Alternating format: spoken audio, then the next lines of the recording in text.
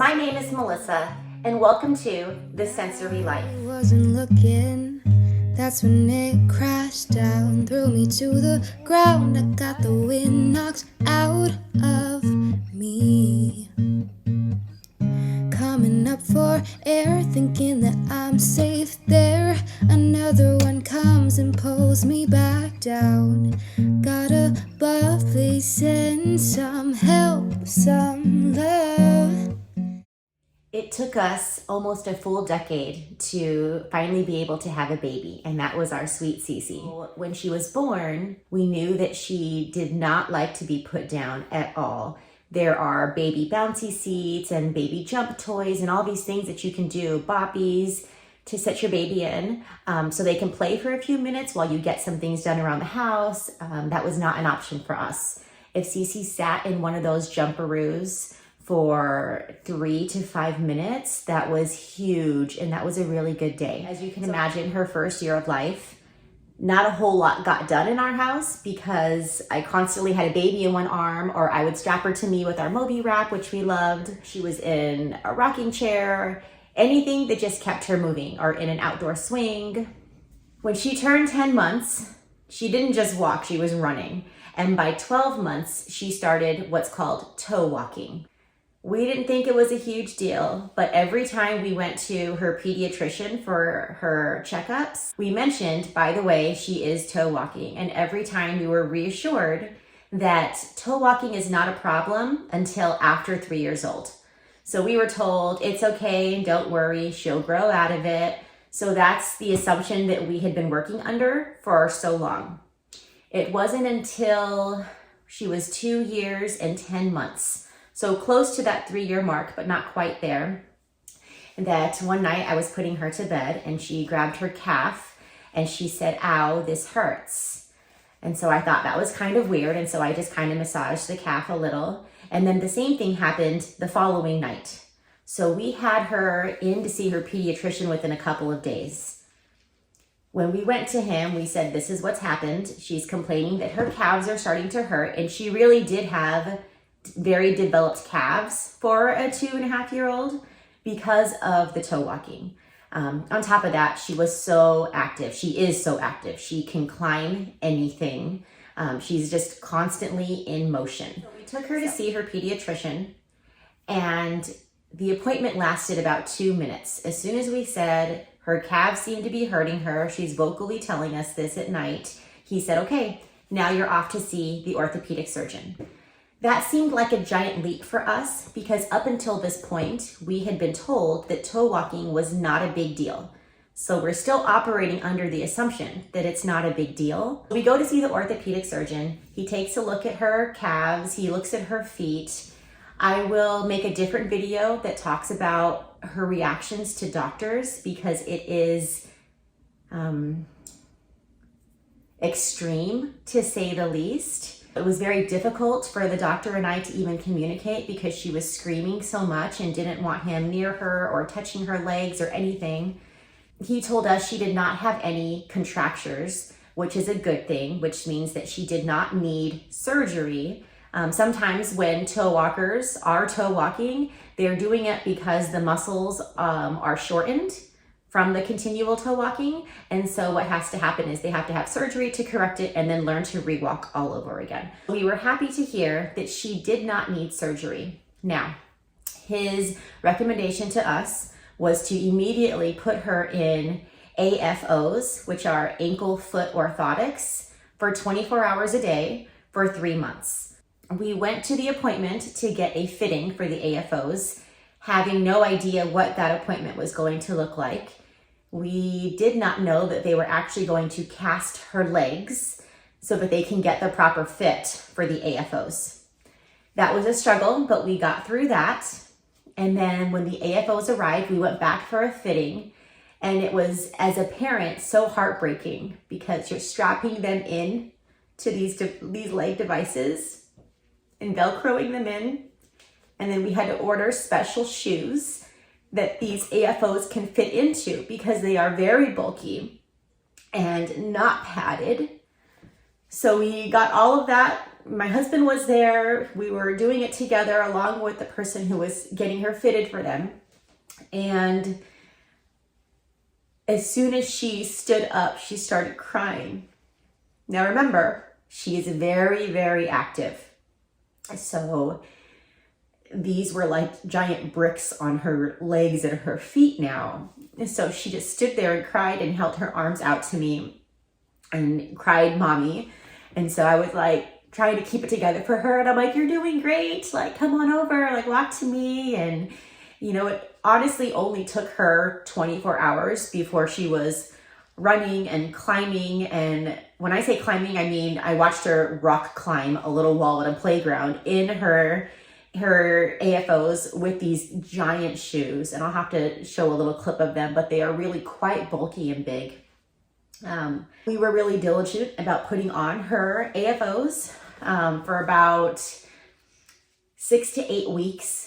And every time we took them off, she was right back up on her toes again. And now the orthopedic surgeon, he said, "Okay, in 3 months when you come back to me, if these AFOs have not significantly decreased her toe walking," which was about 90% of the time that she was walking, she was on her toes, he said that he would want to full cast her from the knees down in actual casts for 3 weeks.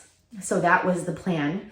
And again, this seemed so extreme to us because everything was normal, everything was fine. That's what we had been told for, you know, a year and a half with this toe walking. And he also said, not only was that the plan, the AFOs, the possible bracing after 3 months, but he said he was going to refer us to a neurologist. And when we asked why, he said, because sometimes it's not the muscles that are the problem, it's what's happening up here. He said, there's a possibility that your daughter is on the autism spectrum. Another giant leap for us. It's not anything that we had really thought about.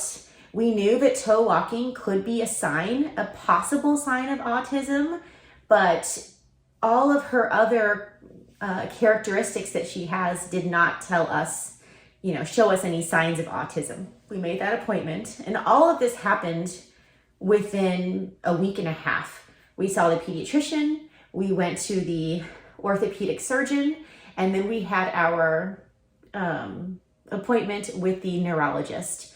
That was a hard appointment to have because this was all happening in the year 2020. Neurology wasn't even seeing patients. We had to do our initial exam through telehealth.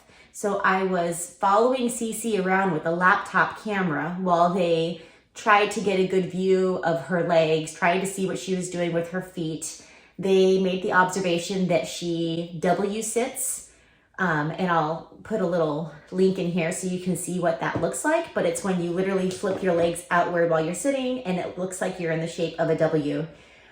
They also asked every question about family history for myself, for my husband, for our siblings, for our parents. The questions just went on and on. The neurologist seemed to be concerned with a few things.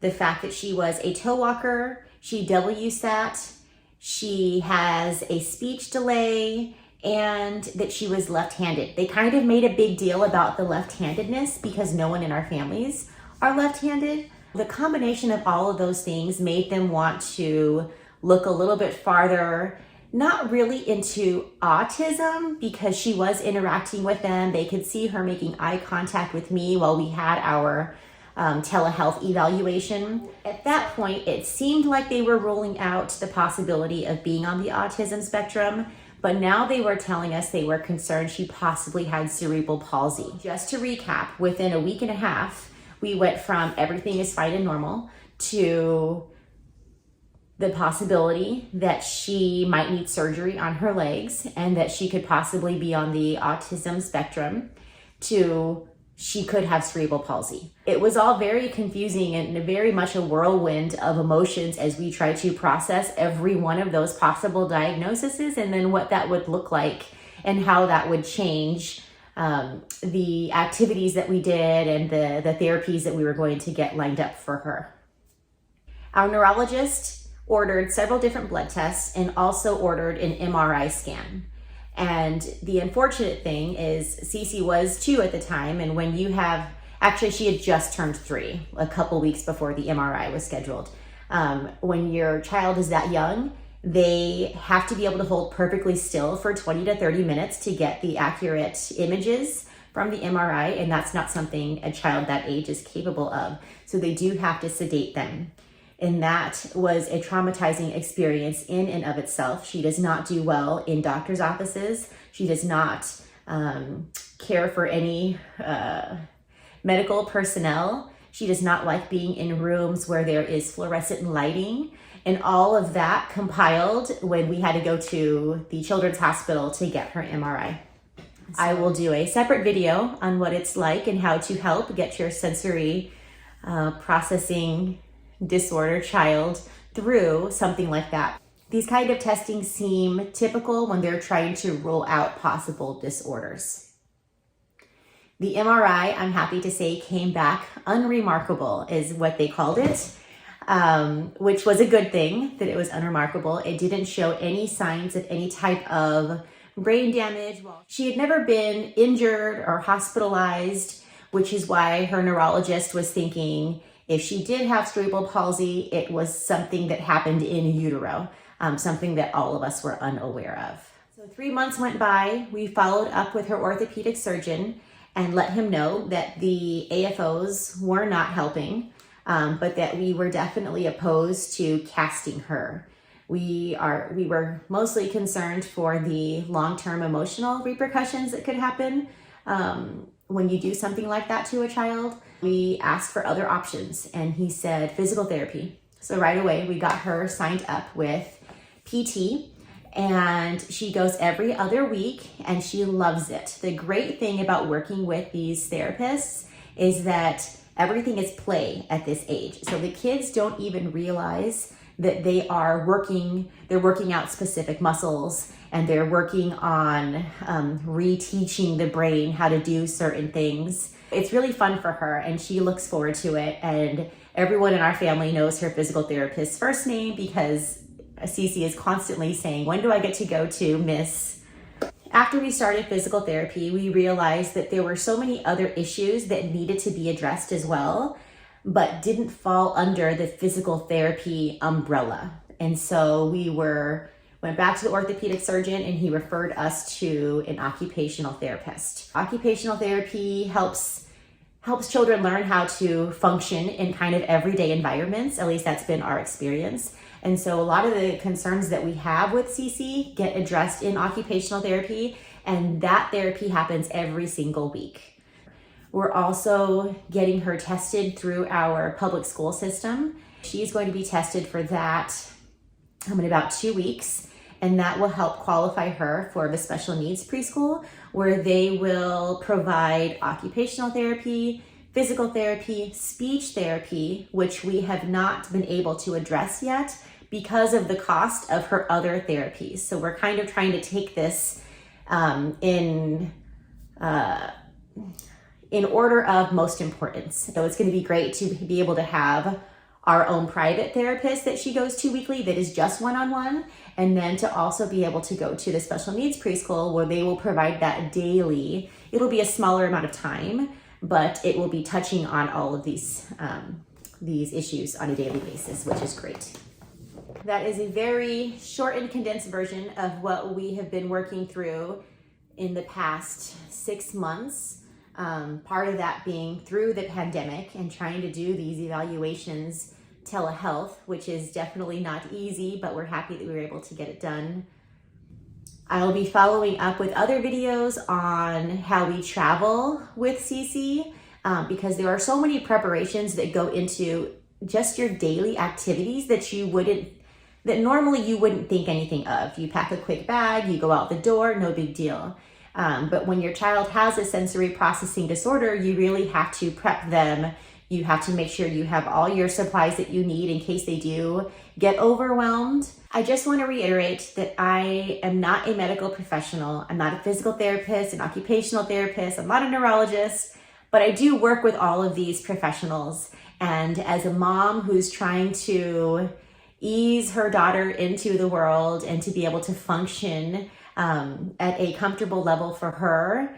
I am hoping to be able to pass on any tips that we learn and let you know what's been working for us and what didn't work for us.